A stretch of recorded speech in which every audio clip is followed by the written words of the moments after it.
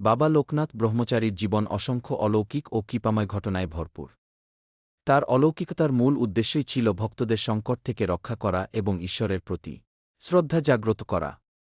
তেমনি একটি অত্যন্ত জনপ্রিয় ও হৃদয়স্পর্শী অলৌকিক ঘটনা হল, একদিন এক গরিব মা তার একমাত্র মৃত সন্তানকে কোলে নিয়ে কাঁদতে কাঁদতে বাবা লোকনাথের আশ্রমে উপস্থিত হন।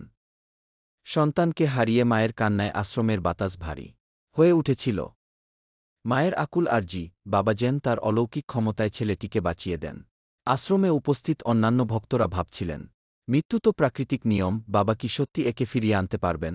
বাবা লোকনাথ মাটির দিকে তাকিয়ে কিছুক্ষণ নীরব হয়ে রইলেন। তারপর তিনি পরম মমতায় মৃত শিশুটির মাথায় হাত রাখলেন এবং চোখ বন্ধ করে গভীর ধ্যানে মগ্ন হলেন।